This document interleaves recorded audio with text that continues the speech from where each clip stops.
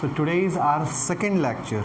इसके पहले class 12th में पहले लेक्चर में मैंने आपको बता दिया था ऑलरेडी कि हम लोगों को क्या कवर अप करना है, क्या पढ़ना है। ठीक है, ये जो सेकेंड लेक्चर हमारा है इसमें मैं आपको चैप्टर नंबर 1 शुरू करने वाला हूँ। ठीक है, सो चैप्टर नंबर 1 क्या है हमारा? चैप्टर नंबर 1 है हमारा nature and significance of management. देखो एक एक करके उस दिन सारे चैप्टर्स का नाम लिखा था, मार्क्स स्कीम बताया था। अच्छा, एक बच्चे का कमेंट था उसके ऊपर कि चैप्टर नंबर 13 को क्यों नहीं कवर किया सर। चैप्टर नंबर 13 और चैप्टर नंबर 3, ठीक है ना, चैप्टर नंबर 3 बिहार बोर्ड में नहीं आएगा। ठीक है, देखो क्वेश्चंस रहेंगे लेकिन और में रहेगा क्वेश्चन, और चैप्टर नंबर 13 इंक्लूडेड रहेगा। समझ रहे हैं मेरी बात को?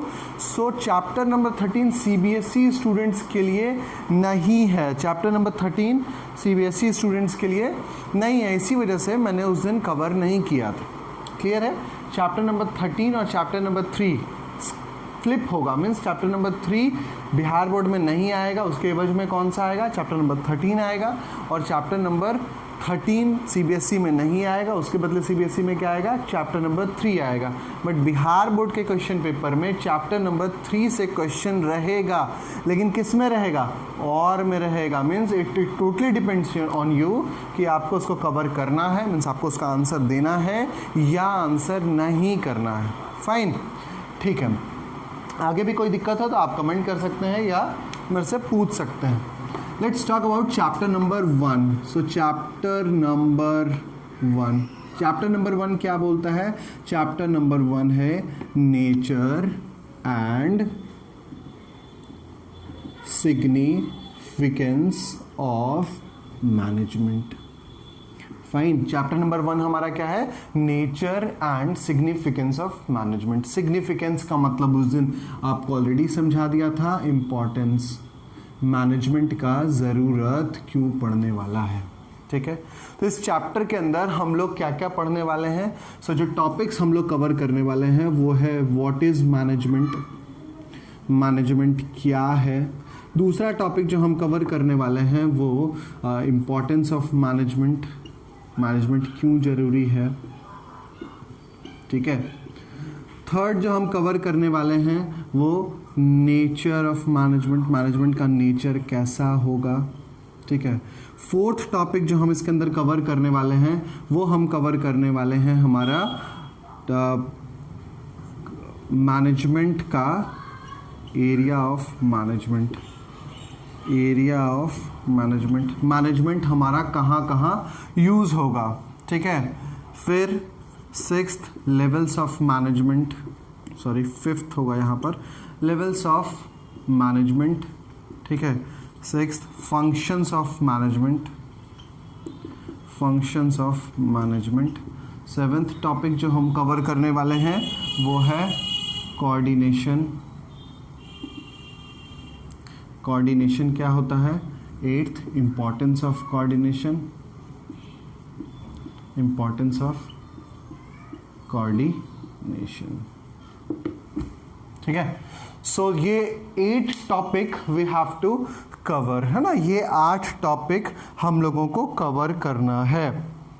फिर बोलता है ये जो 8 टॉपिक हमको कवर करने हैं उसमें से क्या क्या करना है, तो बोलता है पहला मैनेजमेंट कवर करेंगे क्या होता है, फिर इंपॉर्टेंस देखेंगे, नेचर देखेंगे, एरिया कहाँ कहाँ है, लेवल्स ऑफ मैनेजमेंट क्या है, फंक्शंस ऑफ मैनेजमेंट क्या है, कोऑर्डिनेशन क्या होता है और इम्पॉर्टेंस ऑफ कोऑर्डिनेशन क्या होता है। सो ये 8 टॉपिक्स हम लोग कवर करेंगे।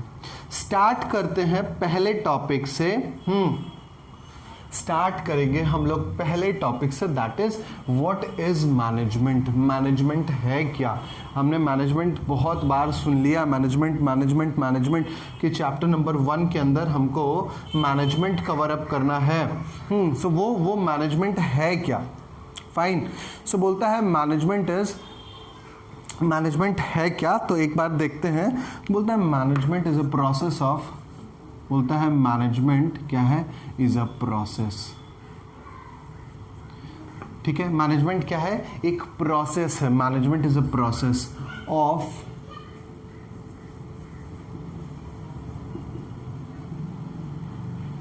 Doing things. मैनेजमेंट क्या है? एक तरीका है क्या करने का, कोई भी काम को एकम्प्लिश करने का, काम को कंप्लीट करने का। मैनेजमेंट क्या है? मैनेजमेंट बेसिकली एक तरीका है किसी भी काम को एकम्प्लिश करने का। किसके साथ? विथ द एम ऑफ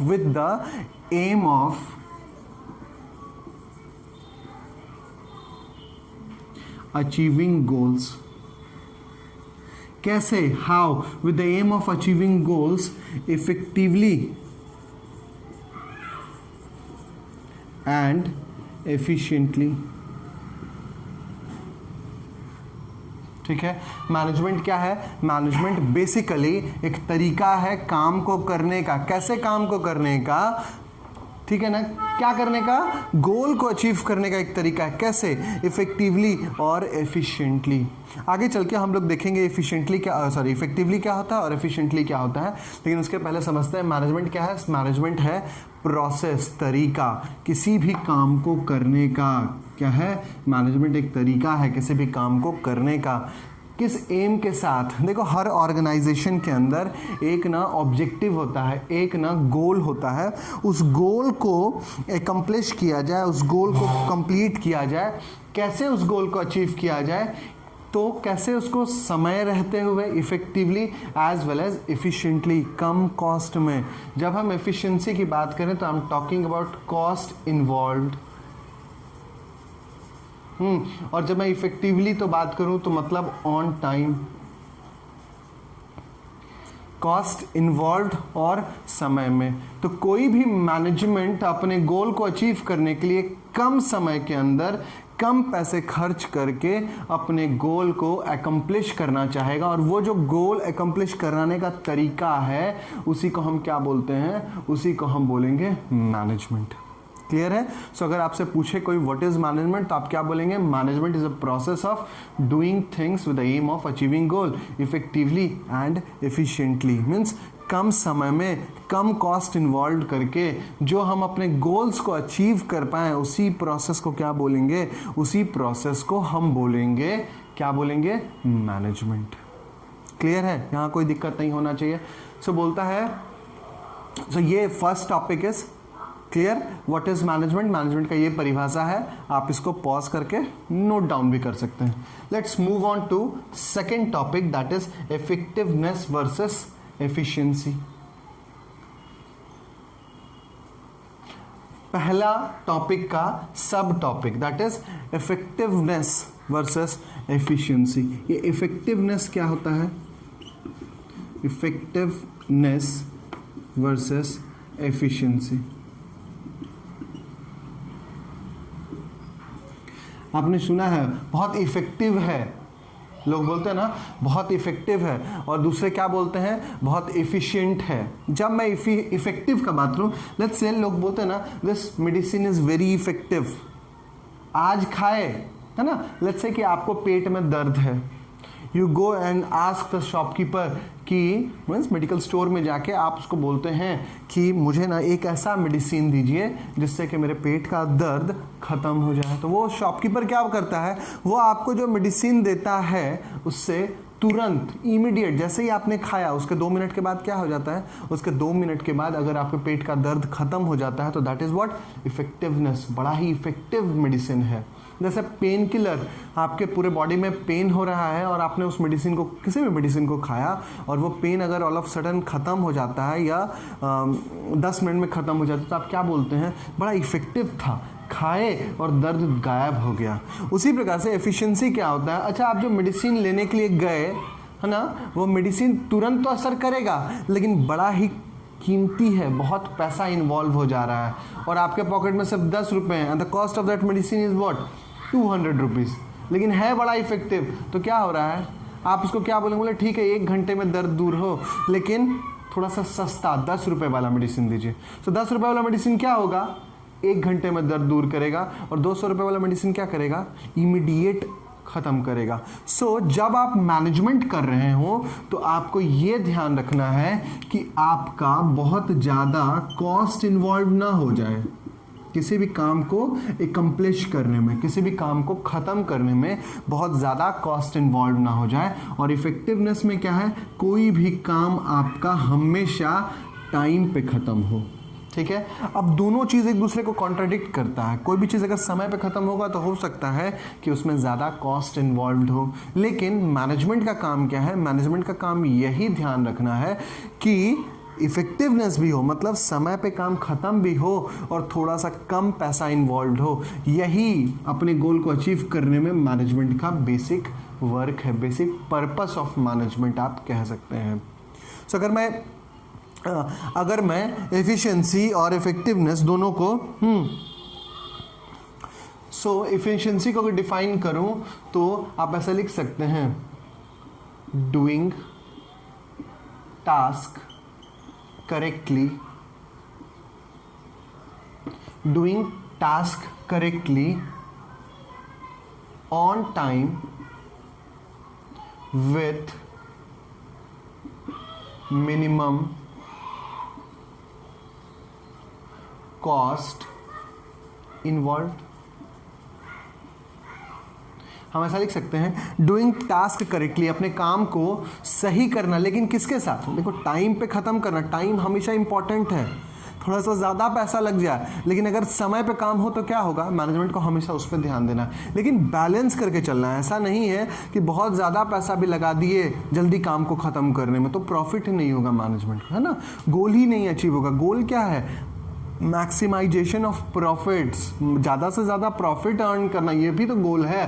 तो एफिशिएंसी क्या होगा, doing task correctly on time with minimum cost involve, है ना, कम से कम पैसा का इन्वॉल्वमेंट होना चाहिए। फिर बोलता है कि अगर हम इफेक्टिवनेस का बात करें, अगर हम इफेक्टिवनेस पे आए तो इफेक्टिवनेस हमारा क्या बोलता है, बोलता है इफेक्टिवनेस बोलता है कि doing task correctly with minimum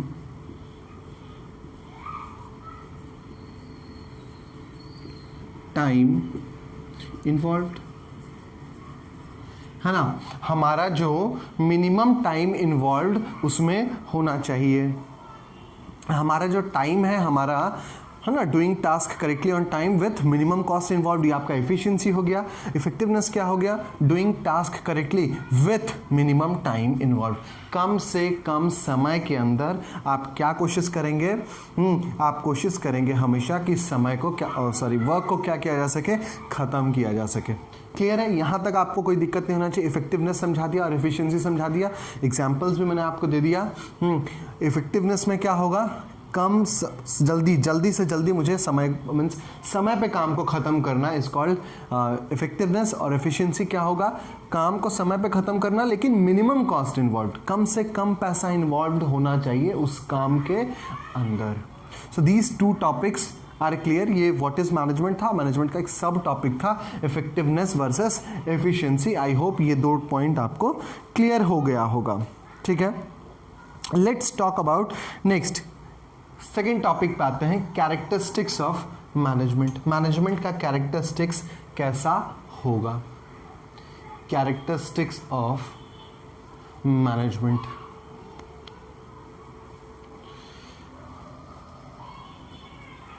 management का कैरेक्टरिस्टिक्स कैसा होगा, तो second topic, let's talk about the second topic, characteristics of management. वो टॉपिक्स हो सकते हैं जो मैंने 8 टॉपिक्स दिए उसमें से कुछ ऊपर नीचे हो जाए, घबराना नहीं है, वो सब कवर अप कर दूंगा मैं आपको। ठीक है, let's talk about characteristics of management. Characteristics कैसा होगा मैनेजमेंट का, मैनेजमेंट की खूबियाँ क्या होगी, खासियत क्या होगा। तो सबसे पहला बोलता है मैनेजमेंट हमेशा गोल ओरिएंटेड होगा। मैनेजमेंट हमेशा क्या होगा, goal oriented. What is goal of the organisation, goal क्या होगा, गोल हमेशा ऑर्गेनाइजेशन का एक ही होता है, क्या, टू मैक्सिमाइज प्रॉफिट। देखिए गोल एक ही है, क्या, ज्यादा से ज्यादा पैसा कमाना, एक लौता गोल है किसी भी ऑर्गेनाइजेशन का, टू मैक्सिमाइज प्रॉफिट। ठीक है ना, कैसे मैक्सिमाइज करेगा अपने प्रॉफिट को? How they will maximize their profit? By selling maximum. Maximize कैसे करेगा? By selling maximum. ज्यादा बेचेगा तभी तो ज्यादा अर्निंग आएगा ना, अगर कम बेचेगा तो क्या होगा? कम अर्निंग आएगा। सो गोल ओरिएंटेड का मतलब है to maximize profit by selling maximum.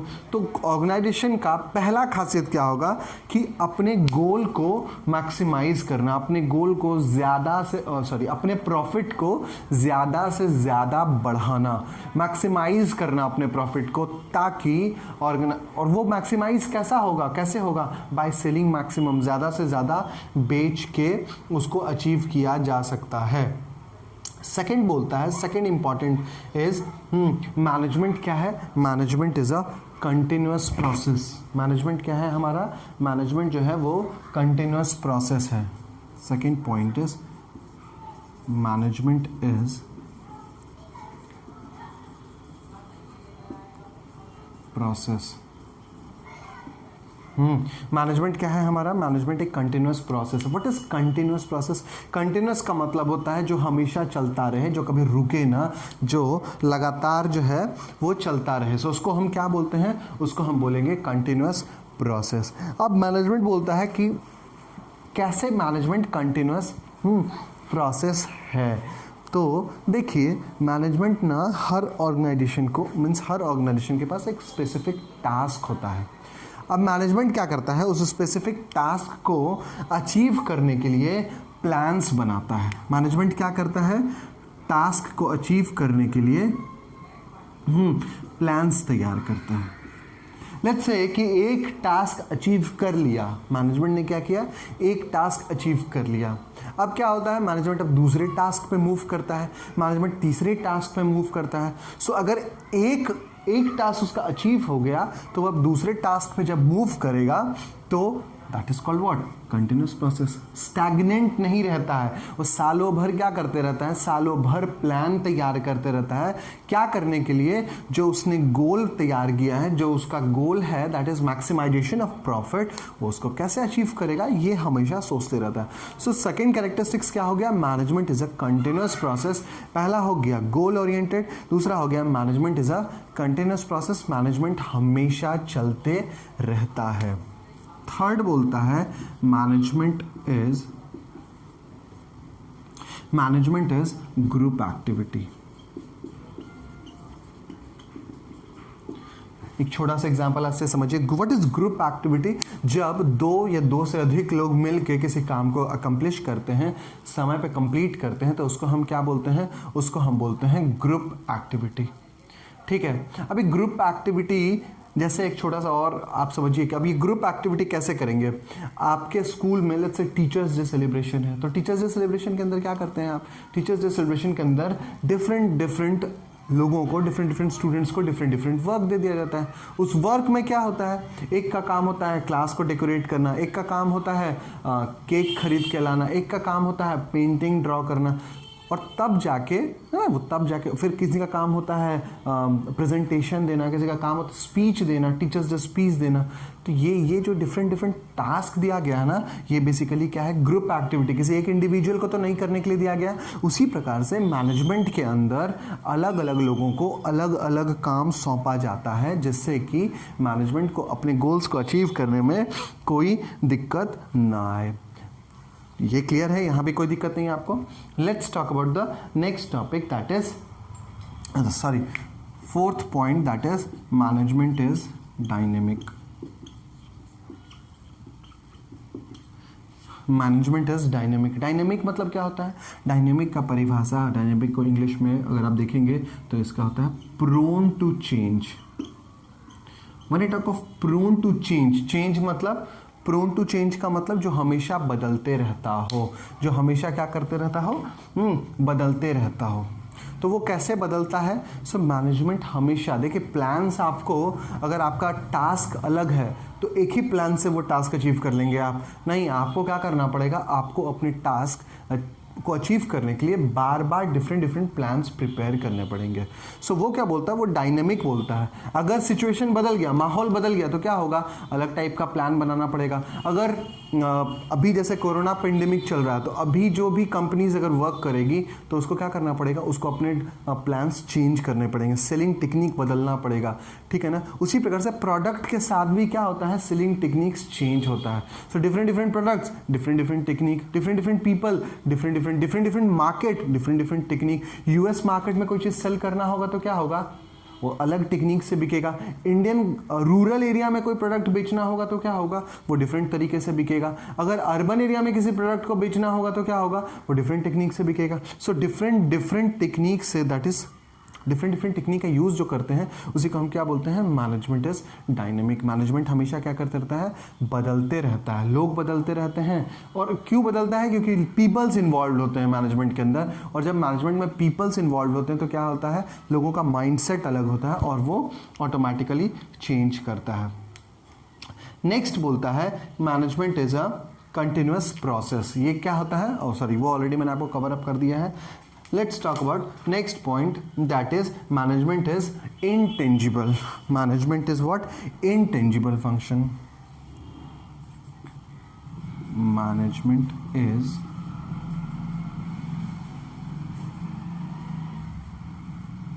Management is intangible. What is intangible, बोलता है वो चीज़ जो सिर्फ हम महसूस कर सकते हैं, फील कर सकते हैं, टच नहीं कर सकते हैं।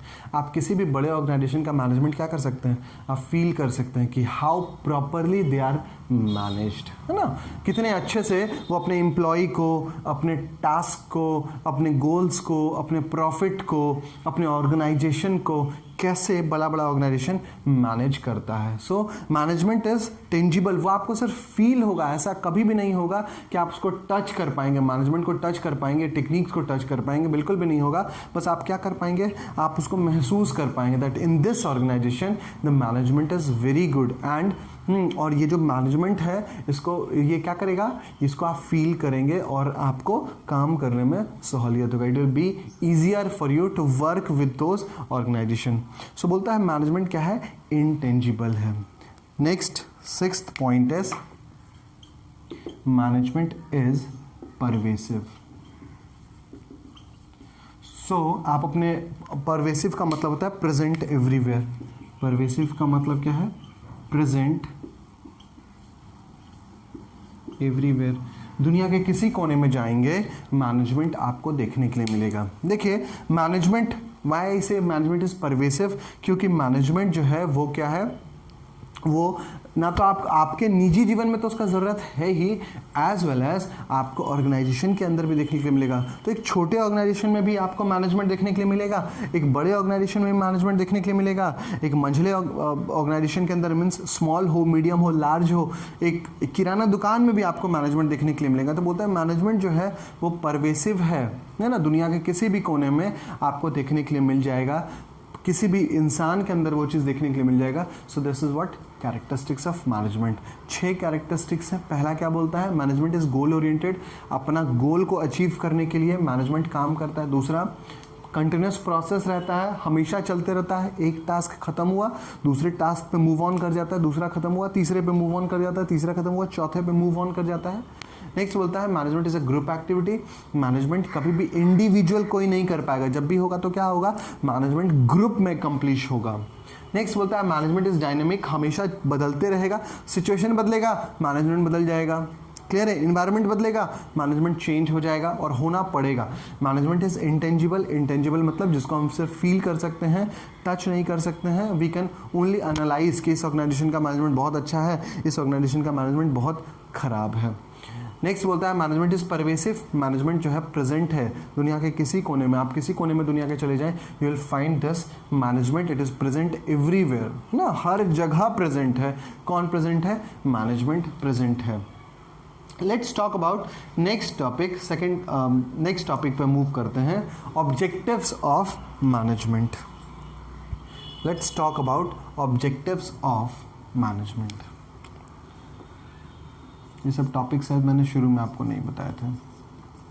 Objectives of management. ठीक है, लेट्स सी ऑब्जेक्टिव क्या है। बोलता है मैनेजमेंट के 3 बेसिक ऑब्जेक्टिव हैं। मैनेजमेंट के क्या हैं? 3 बेसिक ऑब्जेक्टिव हैं। ठीक है, एक एक करके हम लोग उसके ऊपर बात करेंगे। आई होप कि अभी तक यहाँ पे जो भी हम लोगों ने पढ़ा है, ये जो समझा है, एक क्लियर आइडिया आपको हो गया होगा मैनेजमेंट क्या है और मैनेजमेंट का कैरेक्टरिस्टिक्स क्या है, और एक सब टॉपिक था इफिशिएंसी वर्सेस इफेक्टिवनेस। ये 3 चीज़ हम लोगों ने अभी तक कवर किया है। चौथा चीज़ जो हम कवर करने जा रहे हैं, ऑब्जेक्टिव्स ऑफ मैनेजमेंट। बोलता है मैनेजमेंट के 3 ऑब्जेक्टिव होंगे। मैनेजमेंट के कितने ऑब्जेक्टिव होंगे? मैनेजमेंट के 3 ऑब्जेक्टिव होंगे। सो पहला ऑब्जेक्टिव मैनेजमेंट का क्या होगा? बोलता है पहला ऑब्जेक्टिव मैनेजमेंट का जो पहला ऑब्जेक्टिव होगा उसको हम बोलेंगे ऑर्गेनाइजेशनल ऑब्जेक्टिव, है ना। पहला मैनेजमेंट का ऑब्जेक्टिव क्या होगा? Organizational objective. दूसरा मैनेजमेंट का ऑब्जेक्टिव क्या होगा? Social objective. और तीसरा मैनेजमेंट का ऑब्जेक्टिव क्या होगा? Personal objective. क्लियर है? 3 ऑब्जेक्टिव होंगे मैनेजमेंट के, है ना। तो पहला क्या होगा? ऑर्गेनाइजेशनल ऑब्जेक्टिव, दूसरा क्या होगा? सोशल ऑब्जेक्टिव, और तीसरा क्या होगा? Personal objective. एक एक करके देखते हैं। ऑर्गेनाइजेशनल ऑब्जेक्टिव क्या होगा? हर ऑर्गेनाइजेशन का शुरू करते टाइम हर ऑर्गेनाइजेशन के मालिक ने कुछ ना कुछ दिमाग में सोचा होता है कि मैं ये ऑर्गेनाइजेशन शुरू कर रहा हूँ तो मैं ना इससे बहुत प्रॉफिट कमाऊंगा, फर्स्ट थिंग। दूसरा चीज़ क्या होगा? सिर्फ भागलपुर में नहीं खोलेंगे, या सिर्फ बिहार में नहीं रहेगा, या सिर्फ दिल्ली में नहीं रहेगा मेरा business. My business will be on expansionist form, मतलब बिहार में भी होगा, यूपी में भी होगा, दिल्ली में भी होगा, मुंबई में भी होगा, कोलकाता में भी होगा, मीन्स मल्टीपल जगहों पे मेरा बिजनेस होगा। थर्ड, बहुत पैसा अर्न करेंगे, प्रॉफिट तो अर्न करेंगे ही और बहुत पैसा अर्न करेंगे, और ये मैं फ्यूचर पर्पस के लिए लगा रहा हूँ। ऐसा नहीं कि सिर्फ मैं ही इस बिज़नेस से कमाऊँगा या खाऊँगा, बल्कि इस बिज़नेस से मेरा बेटा, उसका बेटा, पूरा whole family, dynasty will eat, है ना, dynasty will enjoy this business. So organizational objective का बात करें तो ऑर्गेनाइजेशन के 3 ऑब्जेक्टिव, 3 बेसिक ऑब्जेक्टिव होते हैं ऑर्गेनाइजेशन के। कौन कौन से सर? सो पहला जो ऑर्गेनाइजेशन होता है वो होता है सर्वाइवल। देखिए, कोई भी बिजनेसमैन फर्स्ट ईयर ट्राई करता है कि somehow I get survive, हम किसी तरह से सर्वाइव कर जाएं। किस पे? ये जो बिजनेस मैंने लगाया है, सम हाउ ये बिजनेस मेरा सर्वाइव कर जाए। ठीक है, सो पहला क्या हो गया हमारा? Survival objective. ठीक है, किसी तरह से ग्रो कर जाए, किसी तरह से सर्वाइव कर जाए। सेकंड हमारा बोलता है, सर्वाइवल के बाद सेकंड जो हमारा इंपॉर्टेंट है वो बोलता है प्रॉफिट। अगर सर्वाइव कर गए तो प्रॉफिट आएगा कि नहीं आएगा? ऑब्वियस सा बात है सर, प्रॉफिट तो ज़रूर आएगा। अगर मैं सर्वाइव कर गया तो क्या होगा? प्रॉफिट आना तय है। आपका बिजनेस अगर सर्वाइव कर गया तो पहले क्या होगा? ब्रेक इवन पे पहुंचेगा, और फिर क्या होगा? धीरे धीरे प्रॉफिट्स आना शुरू हो जाएगा। सो बिजनेस में पहले साल क्या सोचता है businessman? Somehow to get survive, किसी तरह से मार्केट में बने रहें, टिके रहें। एक बार जब बने रहे और टिक भी गए तो उसके बाद क्या आना शुरू हो जाएगा? तो प्रॉफिट ऑटोमेटिकली कम्स, है ना, प्रॉफिट पार्ट आना शुरू हो जाता है। Third which is very important, survival, profit and growth. Third very important क्या हो गया? ग्रोथ। ग्रोथ क्या है? ये ग्रोथ बोलते हैं जब आप एक जगह से दूसरे जगह बिजनेस शुरू करते हैं, 2 शॉप से बढ़ के 3 शॉप पे बिजनेस शुरू करते हैं, एक स्टेट से निकल के दूसरे स्टेट में बिजनेस शुरू करते हैं, दूसरे स्टेट से निकल के तीसरे स्टेट में बिजनेस शुरू करते हैं, एक कंट्री से निकल के दूसरे कंट्री में बिजनेस शुरू करते हैं, तो उसको हम क्या बोलते हैं? उसको हम लोग बोलते हैं ग्रोथ, है ना। ज़्यादा प्रॉफिट आप कमाने लगते हैं तो उसको हम क्या बोलते हैं? ग्रोथ बोलते हैं। तो ऑर्गेनाइजेशनल के 3 ऑब्जेक्टिव होंगे। क्या? पहला होगा survival, somehow to get survive. दूसरा होगा profit, once I get survive I definitely earn profit. And third will be growth, है ना। जैसे ही मेरा प्रॉफिट आना शुरू होगा तो क्या होगा? मैं उस पैसे को सेव करूंगा, सेव करके क्या करूंगा? एक जगह से दूसरे जगह बिजनेस को लगाऊंगा या शुरू करूंगा। सो दीज ऑब्जेक्टिव क्या होगा मैनेजमेंट का? 3 ऑब्जेक्टिव होगा। पहला होगा ऑर्गेनाइजेशनल, दूसरा होगा सोशल, और तीसरा होगा personal. Let's talk about second objective. Second objectives क्या होगा? Social objective. देखो, सोशल का बात जब मैं करूं तो I am talking about what? समाज। समाज के प्रति बिजनेस के क्या ऑब्जेक्टिव्स हैं? समाज को कैसे देखता है बिजनेस? तो बिजनेसमैन का समाज के प्रति क्या होना चाहिए? तो बोलता है फेयर डीलिंग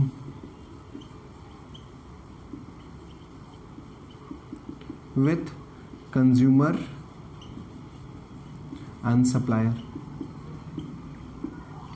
अगर मैं बोलूं कि समाज के प्रति क्या दायित्व होना चाहिए, तो बोलता है गलत चीट नहीं करना चाहिए, किसी भी ऑर्गेनाइजेशन को क्या नहीं करना चाहिए, फेयर डीलिंग करना चाहिए। किसके साथ? कंज्यूमर के साथ और सप्लायर्स के साथ। अच्छा, और क्या करना चाहिए समाज के प्रति, तो बोलता है provide employment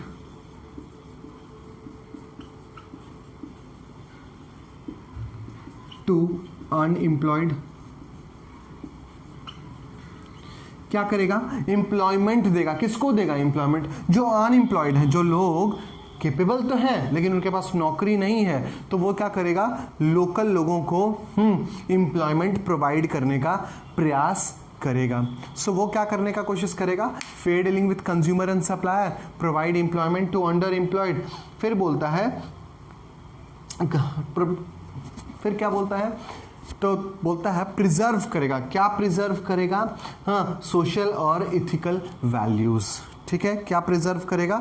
social and ethical values.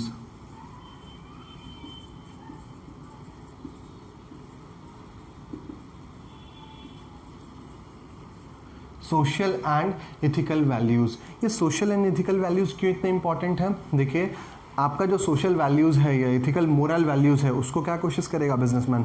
गिराने का कोशिश नहीं करेगा, बल्कि उसको प्रिजर्व, उसको बचाने का कोशिश करेगा, है ना। आपके इथिकल वैल्यूज़ क्या है? इथिक्स आपका क्या कहता है कि बेईमानी से कमाए हुए पैसे का प्रोडक्ट मैं यूज़ नहीं करूँगा। जैसे आज के डेट में इथिकल वैल्यूज़ क्या हो गया है कि बाइकॉट चाइनीज़ प्रोडक्ट, है ना। ये इथिकल वैल्यूज़ हो गया हमारे यहाँ कि चाइना हमारा बगल का देश है और हमसे वैर करता है, हमारे आर्मी ऑफिसर्स को मारता है। So this is what? This is ethical. Ethically it is wrong. तो ये जो इथिकली रॉन्ग है, तो इसको आप क्या करेंगे? आप चाइनीज़ प्रोडक्ट को बॉयकॉट करना शुरू कर देंगे। सो इसी को प्रिजर्व, बिजनेसमैन क्या करता है? इसी को प्रिजर्व करने का प्रयास करता है। फिर बोलता है ऑनेस्ट एंड प्रॉम्प्ट पेमेंट। क्या करेगा? Honest and